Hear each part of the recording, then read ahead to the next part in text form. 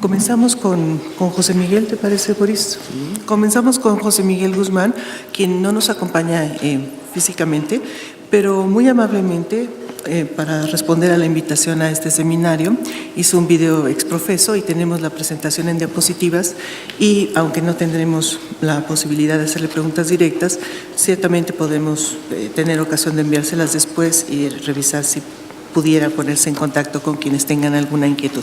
Y mientras tanto, el profesor Boris y yo vamos a tratar de establecer un diálogo triangulado con la misma participación de José Miguel con esa modalidad. José Miguel Guzmán tiene un doctorado en demografía de la Universidad de Montreal, en Canadá. Durante cerca de 30 años trabajó para las Naciones Unidas, primero como experto en población y desarrollo y luego como jefe del área de población y desarrollo para el Centro Latinoamericano y Caribeño de Demografía, CELADE, División de Población CEPAL, y más tarde como jefe de la Subdivisión de Población y Desarrollo en la sede en Nueva York del Fondo de Población de las Naciones Unidas.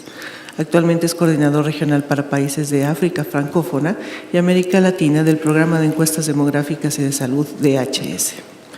Desde 2010 ha sido miembro del Grupo de Población del Consejo de la Agenda Global del Foro Económico Mundial. Quiero agradecer antes que nada al Colegio de México por esta invitación y en particular a Silvia Giorguli. Me encantaría estar allí con ustedes en esta presentación. Lamentablemente no va a ser posible, por eso hemos decidido grabar este video para que ustedes vean y participen de mi presentación. Voy a indicar cada vez que pase una próxima slide, de tal manera que se facilite el trabajo de los colegas allá en México.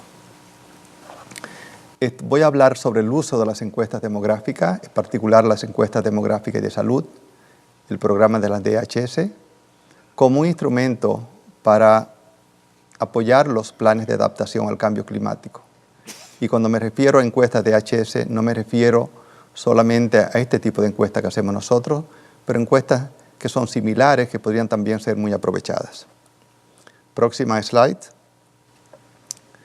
En mi presentación voy a hablar de 5 temas. En primer lugar, ¿de qué se trata el programa de la DHS? En segundo lugar, ¿cómo se podrían usar los datos de la DHS para apoyar los programas de adaptación al cambio climático? Voy a hablar después sobre las fortalezas y las limitaciones que pueden tener este tipo de enfoque. Voy a hablar también de cómo se podría aún más avanzar en el análisis de los datos. Y finalmente voy a mencionar cuáles son algunos recursos que tenemos nosotros en nuestro website. Próxima slide. La cobertura del programa de la DHS pueden observarla en el mapa que se muestra a continuación, en el cual podemos ver que más de 90 países, en un total de 250 encuestas, ya han sido efectuadas. Y estos son diferentes tipos de encuestas. Por un lado, las encuestas de hogares, que son las típicas encuestas demográficas y salud, pero también tenemos encuestas que llamamos AIS, que son relacionadas con información sobre el VIH-Sida, y también tenemos encuestas que son llamadas MIS, que son las encuestas de paludismo, de malaria. También tenemos encuestas en establecimientos de salud, que son las llamadas encuestas SPA. Vamos a hablar un poco acerca de la metodología de lo que son estas encuestas. El programa de la DHS usa un protocolo estándar, y aquí he pasado a la próxima slide. Es un protocolo estándar en el cual tanto los cuestionarios, los manuales, el muestreo es diseñado de una forma estándar y es adaptado a cada país. Incluyen cuestiones relacionadas al hogar, a los hombres y a las mujeres, y también muchas preguntas relacionadas con biomarcadores en el área de VIH, SIDA, en el área de malaria, en el área de anemia. Son de las áreas en que se trabaja en estas encuestas. Pero en algunos países se incluyen también módulos específicos que permiten enriquecer los datos que son recolectados a través de esta encuesta. Las encuestas de DHS utilizan un muestreo riguroso para seleccionar unas muestras representativas a nivel nacional, regional o al nivel que cada país decida, dependiendo del presupuesto disponible y de las necesidades, y dependiendo del país varían entre 6.000 y 30.000 hogares. La excepción actual es la India, en el cual las encuestas de la India, DHS, incluye a más de 500.000 hogares. Próxima slide. Estos son algunos de los tópicos que voy a mostrar muy brevemente para ustedes que se incluyen en las DHS, como son la salud infantil, la salud materna, la educación, los datos del medio ambiente, la fecundidad y la preferencia reproductiva, la anticoncepción, algunas características de los hogares, pero también existen módulos específicos sobre VIH, sobre anemia, sobre nutrición, sobre violencia doméstica, sobre uso del tabaco, sobre salud, riqueza, etc. Próxima slide. Veamos ahora cómo podríamos usar los datos de la DHS para informar un desarrollo que tome en cuenta el cambio climático. En primer lugar, tenemos que definir qué tipo de indicadores podemos seleccionar. Y mostramos ahí, en esa slide, una serie de indicadores, un ejemplo de algunos de los indicadores en cada una de las 3 áreas que son clave para la adaptación al cambio climático, como son la exposición, como son la sensibilidad y como es la capacidad adaptativa.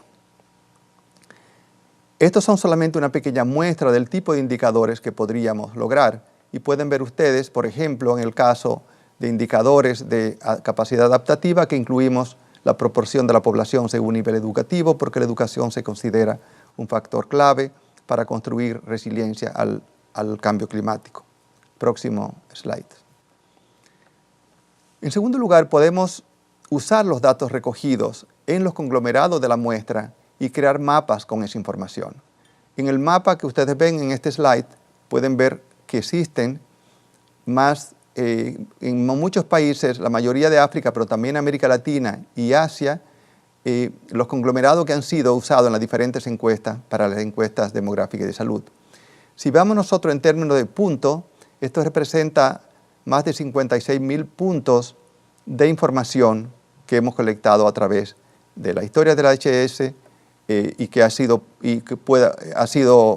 validado en los mapas que mostramos acá. Próxima slide. En tercer lugar, podemos usar los datos de la DHS para definir un índice agregado de vulnerabilidad. Este indicador puede ser mapeado a nivel de los conglomerados. Depende de nosotros definir qué tipo de indicador queremos y qué variable queremos utilizar. Podemos también mapear superficies con estos indicadores e interpolar los valores.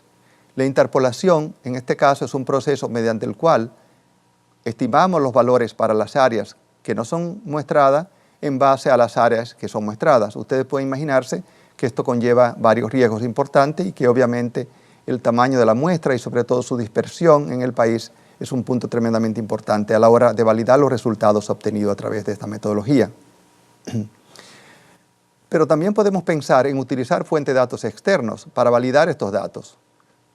Pueden ser utilizados como covariables para mejorar la estimación sobre todo los indicadores que tienen asociaciones con el medio ambiente, como la nutrición, la prevalencia de la malaria y otros. Indicadores de pobreza también pueden ser utilizados y sin duda que los censos de población podrían ser una fuente de datos que también podría complementar este tipo de análisis. Próxima slide. Veamos un ejemplo. El mapa de la izquierda muestra el retraso en el crecimiento de los niños en Tanzania mediante el uso de los datos de la encuesta demográfica y salud de 2010.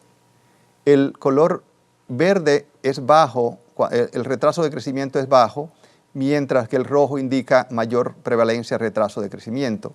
Pero es importante mostrar, y esto es algo que estamos haciendo, es no solamente mostrar y mapear el indicador, sino también mapear lo que son el error asociado con esto. Entonces mostramos en el mapa a la derecha la incertidumbre asociada, que representa un intervalo de confianza del 95%. El azul implica baja incertidumbre y es lo que estamos tratando de lograr. Y los colores más fuertes significan mayor incertidumbre. Aquí los cuadrados que estamos utilizando en el mapa son de 5 por 5 kilómetros, pero estamos tratando de trabajar para reducir a 1 por 1 kilómetro. Próxima slide. Hay ventajas y limitaciones de usar este tipo de datos y me quiero referir a ello muy brevemente. En primer lugar, en cuanto a las ventajas, las técnicas de estimación en áreas pequeñas permiten estimaciones de indicadores de DHS a niveles más bajos que el dominio del muestreo de las DHS. Eso es lo que perseguimos, eso es lo que buscamos. Normalmente las DHS, el muestreo está hecho a nivel de provincia, en el mejor de los casos, o departamentos, pero la mayor parte de los casos a nivel de regiones. ¿Cómo entonces extrapolamos esa información a niveles más pequeños? Y lo importante es que podemos hacer estos mapas y utilizarlo para focalizar intervenciones. Sin embargo, debido a la naturaleza de las encuestas DHS, las muestras representativas nacionales pueden ser utilizadas cuando tenemos un número suficiente de conglomerados que nos permite hacer estas interpolaciones. Por supuesto, dependiendo del país y del tipo de indicador, tendremos mayores o menores valores para el nivel de incertidumbre. Próxima slide. Aquí quiero mostrar 3 ejemplos en que del tipo de estudios que se podrían hacer que van mucho más allá del mapeo que le mencionaba anteriormente, ya sea de indicadores separados o ya sea de un índice agregado de vulnerabilidad o de resiliencia. Aquí, por ejemplo, queremos modelar la relación entre el cambio climático y resultados seleccionados, por ejemplo, en el área de malaria. Para eso definimos objetivos, definimos el tipo de datos que queremos usar y definimos el tipo de método, que en este caso serían regresiones logísticas multivariadas, que permitirían relacionar los cambios o la situación en términos de indicadores del cambio climático con los resultados a nivel de malaria. Otro segundo ejemplo se relaciona a aquellos factores que causan estrés, por decir, en términos del clima, y la seguridad alimentaria y la nutrición infantil. De la misma manera, podemos definir objetivos, el tipo de datos que se requieren y los métodos que serían también regresiones logísticas. Y finalmente, tenemos otro ejemplo que sería el uso que podríamos hacer de relacionando el cambio climático con los indicadores de agua y acceso al saneamiento y indicadores, por ejemplo, relacionados con la diarrea. También de la misma manera definimos objetivos, georreferenciamos los datos y hacemos regresiones logísticas. Estos 3 ejemplos nos muestran solamente 3 posibilidades del rango de estudios y de análisis que podemos hacer con los datos de las encuestas demográficas y de salud. ¿Cuáles serían entonces las fortalezas y limitaciones? Bueno, las fortalezas principales son que tenemos buena calidad de los datos. Los datos de DHS son datos que son considerados un gold estándar en términos de la información disponible. Y tenemos información, como vimos en el mapa anterior para todos los países subdesarrollados.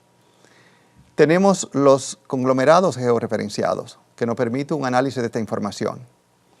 Y la mayor parte de la información recolectada es relevante para los estudios ambientales. No tenemos toda la información que es relevante, pero tenemos mucha información que es muy relevante.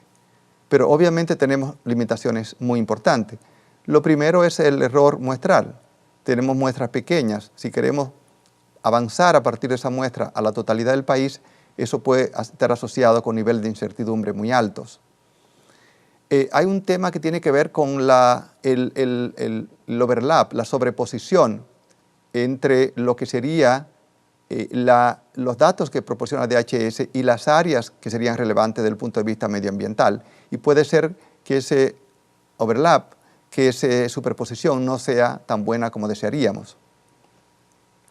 Finalmente, tenemos también el tema de cómo nosotros tenemos que hacer para preservar la confidencialidad de los datos. Y DHS tiene que mover las coordenadas geográficas de cada clúster de tal manera que no sea posible identificar exactamente dónde se encuentra, con lo cual podemos no estar indicando exactamente el punto donde se encuentra la información. Próxima slide. ¿Cómo podríamos entonces mejorar el uso de la DHS, ampliar y hacer que la información de las encuestas demográficas de salud sea aún mucho más relevante? Tenemos 2 posibles enfoques, 2 posibles caminos, entre otros, pero uno de ellos tiene que ver con la adición selectiva de preguntas que sean clave para el tema del cambio climático. Por ejemplo, hemos hablado de la posibilidad de un módulo que no sea necesariamente un módulo de lo estándar de las encuestas demográficas, pero que puede ser usado en el caso de países que podrían estar interesados en esta información. La otra opción, que puede ser todavía más interesante, sin cambiar la información que es recolectada, es cambiar el procedimiento de muestreo, de tal manera que áreas geográficamente relevantes desde el punto de vista medioambiental y del cambio climático puedan ser utilizadas como una forma de estratificación dentro de la encuesta.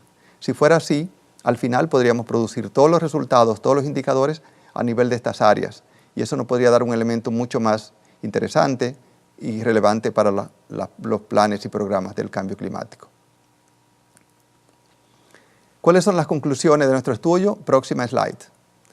No hay duda de que los datos de la encuesta demográfica y salud y de encuestas similares a esta presentan una gran oportunidad para la evaluación del cambio climático, y en este sentido se puede considerar como una de las fuentes de datos más sólidas que se pueden utilizar y que, combinada con otras, por ejemplo los censos, podrían ser claves en todo lo que queremos hacer en términos de planificación.